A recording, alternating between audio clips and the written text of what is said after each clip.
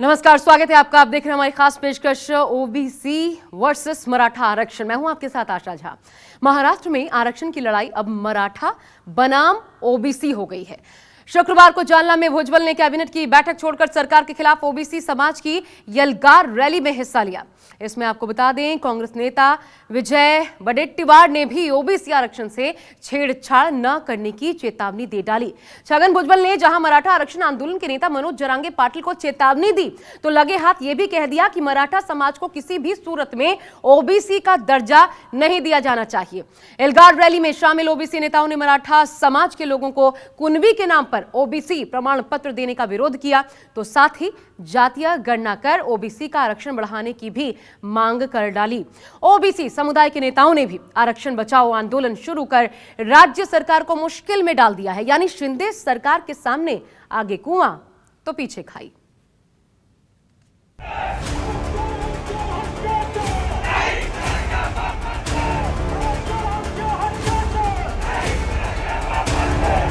जालना से ओबीसी समाज की यलगार, मराठा और ओबीसी समाज के बीच खिंच गई तलवार। जालना के जिस ताल्लुके से मनोज जरांगे पाटिल ने मराठा आरक्षण आंदोलन का आगाज किया, वहीं से महाराष्ट्र सरकार के मंत्री और एनसीपी अजित पवार गुट के वरिष्ठ ओबीसी नेता छगन भुजबल ने जरांगे को सीधी चेतावनी दे दी। नतीजा 24 घंटे के भीतर दिख गया, मराठा समाज सड़क पर उतर गया। जालना में जरांगे के खिलाफ छगन भुजबल के बयान का गुस्सा जंगल की आग की तरह फैला। धाराशिव जिले में भुजबल के पोस्टर पर चप्पल जूते बरसने लगे। शुक्रवार को ओबीसी समुदाय का महाजुटान महाराष्ट्र के उसी जालना जिले में हुआ जहां से मनोज जरांगे पाटिल का आंदोलन शुरू हुआ था। उसी अंबर तालुका में हुआ जिसमें जरांगे पाटिल का गांव है। और इसी महाजुटान के मंच से ओबीसी नेताओं की तीखी बयानबाजी ने मराठा समाज को भड़का दिया। सियासी लड़ाई मराठा बनाम ओबीसी की हो गई। ओबीसी समाज की इस बैठक में सत्ताधारी खेमे के साथ विपक्षी कांग्रेस के नेता भी शामिल हुए। यानी जालना का ओबीसी महाजुटान सर्वदलीय हो गया। बैठक में महाराष्ट्र के वरिष्ठ ओबीसी नेता और सूबे के खाद्य एवं नागरिक आपूर्ति मंत्री छगन भुजबल, वरिष्ठ कांग्रेस नेता और महाराष्ट्र विधानसभा में विपक्ष के नेता विजय वडेट्टीवार, राष्ट्रीय समाज पक्ष के अध्यक्ष महादेव जानकर समेत कई ओबीसी नेता शामिल हुए। लेकिन सबसे ज्यादा सुर्खियों में रहे छगन भुजबल, क्योंकि उन्होंने मनोज जरांगे पर एक के बाद एक तीखे तंज कसे। क्या छगन भुजबल 2 वर्ष बेसन भाकर खाऊन आला तुरुंगात? होय, खाऊन आलो मी। छगन भुजबल दिवाळीत सुद्धा बेसन भाकर ठेचा आणि कांदा फोडून खातो, पण स्वकष्टाचं खातो। तुझ्यासारखं सासऱ्याच्या घरी तुकडे मोडत नाही। ओबीसी के इस महाजुटान के मंच से छगन भुजबल ने मंडल आयोग की उस सिफारिश का भी जिक्र किया जिसे केंद्र की वीपी सिंह सरकार ने लागू किया और ओबीसी को 27% आरक्षण मिलने का सपना साकार हुआ। भुजबल ने इसके लिए मराठा क्षत्रप शरद पवार का भी शुक्रिया अदा किया। त्यांचे सगळे सहकारी देशभर फिरले, त्यांनी तो स्वीकारल्यानंतर आम्ही मागणी केली की पवार साहेब याची अंमलबजावणी तुम्ही करा। पवार साहेबांनी अंमलबजावणी केली। पवार साहेबांच्या हातामध्ये दुसऱ्या कुणाला हे आरक्षण देण्याची मुभाच नव्हती। ओबीसीना आरक्षण द्या हे केंद्र सरकारनं मान्य केलं, त्याची अंमलबजावणी त्यांनी केली। आज हे तुमचे जे आहेत नवीन। मनोज जरांगे का आंदोलन जालना के अंतरवाली सराती गांव से शुरू हुआ और शुक्रवार को ओबीसी समुदाय का जो महाजुटान हुआ वो अंतरवाली सरती गांव से महज 20 किलोमीटर ही दूर था। न्यूज 24 के मुताबिक इस बैठक में ओबीसी समुदाय ने सरकार से कई मांगे रखी। ओबीसी समुदाय की प्रमुख मांग यह है कि मराठा समुदाय को ओबीसी कैटेगरी में शामिल नहीं किया जाना चाहिए। बिहार के तर्ज पर राज्य में भी ओबीसी की जातिवार जनगणना कराई जाए।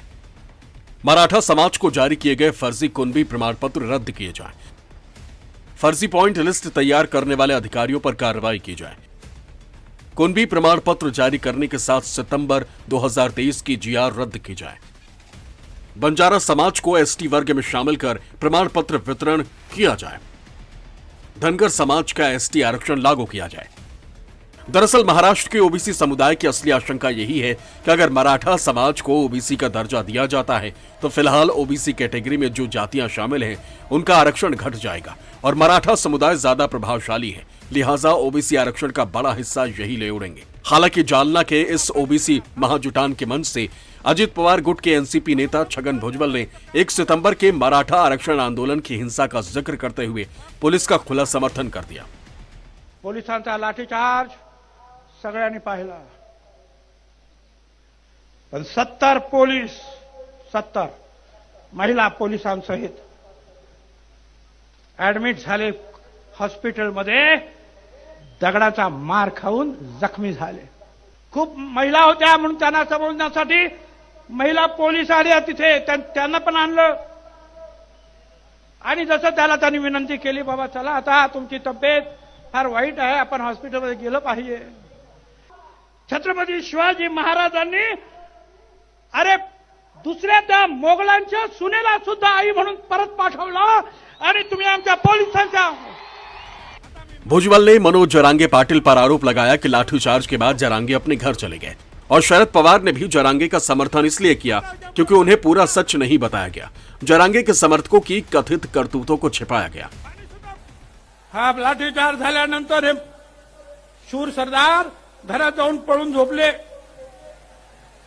यांना हे अंबडचे आमचे मित्र टोपे साहेब, दुसरे आमचे मित्र रोहित पवार साहेब, त्यांना घरातून घेऊन आले 3 वाजता रात्री, म्हणले बस तिकडे पवार साहेब येणार आहे। आणि मग पवार साहेबांना पण यांनी आणलं, पण यांनी पवार साहेबांना हे नाही सांगितलं की हा लाठीचार्ज का झाला। पवार साहेबांना आज सुद्धा आम्ही एक उत्कृष्ट जे आहे प्रशासक म्हणून समजतो, त्यांना जर हे दाखवलं असतं आणि हे प्रकार इथे झाले तर वेगळा आज मुद्दा निर्माण झाला असता। ओबीसी महाजुटान के मंच से छगन भुजबल ने जरांगे पाटिल को सीधी चेतावनी दी तो लगे हाथ जाति गणना की मांग भी कर दी। भुजबल ने यह भी दावा कर दिया कि महाराष्ट्र के ओबीसी समाज के अधिकांश लोग बीजेपी के वोटर हैं। बेशक भुजबल अजित पवार गुट के नेता हैं, लेकिन वो अपने नेता के साथ सूबे की सरकार में भी शामिल है। एकनाथ शिंदे की अगुवाई वाली शिवसेना, बीजेपी और एनसीपी अजित पवार गुट की गठबंधन सरकार में कैबिनेट मंत्री का ओहदा भी संभाल रहे हैं। लिहाजा उनके भाषण में ओबीसी का पक्ष तो दिखा है, ये भी साफ दिखा है कि वो महाराष्ट्र की मौजूदा सरकार का बचाव भी कर रहे हैं। लेकिन इसी बैठक में शामिल वरिष्ठ कांग्रेस नेता और विधानसभा में विपक्ष के नेता विजय वडेट्टीवार भी मंच पर काफी आक्रामक दिखे। वडेट्टीवार ने 2 टूक कहा कि अगर ओबीसी के संवैधानिक आरक्षण से छेड़छाड़ हुई तो इसे कतई बर्दाश्त नहीं किया जाएगा। ओबीसी नेताओं की इस महासभा के बाद मराठा नेताओं की प्रतिक्रिया आनी भी स्वाभाविक थी। सूबे में नगर नगर मराठाओं को एकजुट करने की मुहिम में जुटे मनोज जरांगे पाटिल ने भी कोल्हापूर से सरकार को खरी खरी सुना दी। मराठ्यांच्या लेकरांचं चांगलं होऊ नये यांची जी भावना होती ती लोकांनी आता प्रत्यक्ष ऐकली। त्यामुळे आमचा समाज शांततेत पूर्ण एकत्र होणार आणि आरक्षण मिळाल्याशिवाय मी हटणार नाही। भुजबळ साहेबाला काय ताकद लावायची तर लावा म्हणा, आरक्षण घेऊनच आम्ही दाखवणार। छत्रपति शिवाजी महाराज के वंशज संभाजी राजे ने भी छगन भुजबल पर महाराष्ट्र की सामाजिक सेहत को खराब करने का इल्जाम लगाया तो लगे हाथ उन्हें मंत्रिमंडल से बर्खास्त करने की भी मांग कर डाली। सोशल मीडिया पर अपने पोस्ट में उन्होंने लिखा कि साधारण ओबीसी भाई मराठाओं को आरक्षण देने के विरोध में नहीं है। हालांकि भुजबल केवल अपनी राजनीतिक हैसियत बनाए रखने के लिए 2 समुदायों के बीच अस्तित्वहीन संघर्षों को भड़काने का पाप कर रहे हैं। भुजबल पर तीखा हमला बोलने वाले संभाजी राजे भोसले ने पुणे पिछड़ा वर्ग आयोग के प्रमुख से भी मुलाकात की, लेकिन इस मुलाकात के बाद भी उनके हाथ खाली ही रहे। पण शेवटी मागासवर्गीय आयोग एक स्वतंत्र डिपार्टमेंट आहे, स्वतंत्र आयोग आहे, त्यांच्यामुळे त्यांच्यावर कोणाचं बंधन नाही। जसं आज ते आम्हाला भेटले, उद्या अनेक लोकांना भेटू शकतात। त्यांनी सगळ्या आमच्या बाजू समजून घेतल्या, कुठल्या प्रश्नाची त्यांनी काही उत्तरं दिली नाहीत, पण ह्या प्रश्नाचं निश्चितपणाने विचार केला जाईल। आरक्षण के साथ साथ जो कि मामला बहुत बड़े वोट बैंक का भी है, इसलिए शिवसेना उद्धव गुट के नेता भी आरक्षण कोटा बढ़ाने की मांग को लेकर राष्ट्रपति द्रौपदी मुर्मू से मिलने पहुंच गए।